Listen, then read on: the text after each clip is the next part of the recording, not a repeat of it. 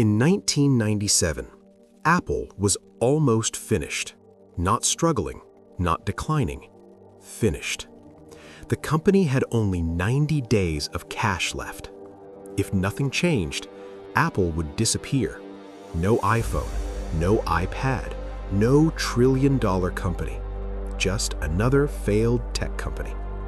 But then, something unexpected happened. The man Apple once fired came back, and those 90 days changed technology forever. Apple's early success. In 1976, Apple started in a garage in California. Two young inventors, Steve Jobs and Steve Wozniak, wanted to make computers simple. Their early machines changed personal computing. By the 1980s, Apple had become one of the most exciting technology companies in the world. Then, Apple released a revolutionary computer, the Macintosh. It introduced graphical interfaces and the computer mouse. But success didn't last forever. The fall begins. During the 1990s, Apple lost its direction. The company started releasing too many products, too many models, too many confusing names. Customers didn't know which computer to buy. Meanwhile, another company was rising fast, Microsoft. Microsoft Windows became the dominant operating system for computers. PC manufacturers were selling cheaper machines everywhere. Apple's market share started falling quickly. Sales dropped, confidence disappeared. Inside the company, things were even worse.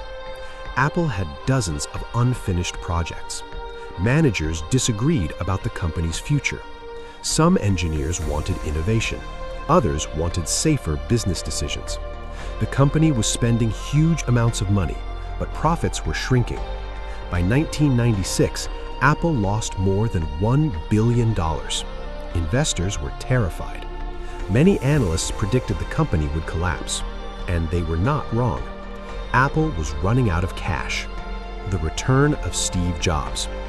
Then, something unexpected happened. Apple decided to buy a small software company. That company was called Next, and it was run by the man Apple had fired years earlier, Steve Jobs. When the deal was completed, Jobs returned to Apple. At first, he was only an advisor, but very quickly, he began changing everything. Jobs looked at Apple's product line. It was a mess, dozens of confusing machines. He decided to simplify everything.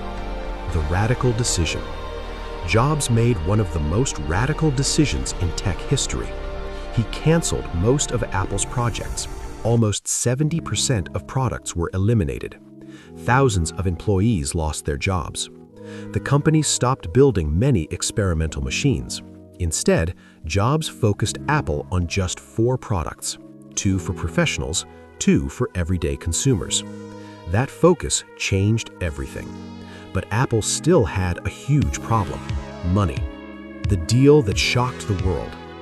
In 1997, Apple made an announcement that shocked the tech industry. Its biggest rival decided to invest in the company. Microsoft invested $150 million into Apple. Yes, the company competing with Apple saved it. When the announcement was made at a conference, the audience reacted loudly. Many Apple fans hated Microsoft, but the investment gave Apple something it desperately needed: time. The first big comeback. In 1998, Apple released a new computer, the iMac. Unlike typical computers, it was colorful, bold, and simple. It didn't look like a boring office machine. It looked modern. The iMac became an instant success. Sales exploded. For the first time in years, Apple started making money again. The company had survived its near-death moment. The future nobody expected. That comeback started something much bigger. In the years that followed, Apple introduced products that changed the world: the iPod, the iPhone, the iPad. Each device transformed the technology industry. Today, Apple is one of the most valuable companies on Earth, but few people remember how close it came to disappearing. Just 90 days stood between survival and failure. Ending thought. Apple's story is a reminder of something important. Even the biggest companies can fail, and sometimes the difference between collapse and success is a single decision and a second chance.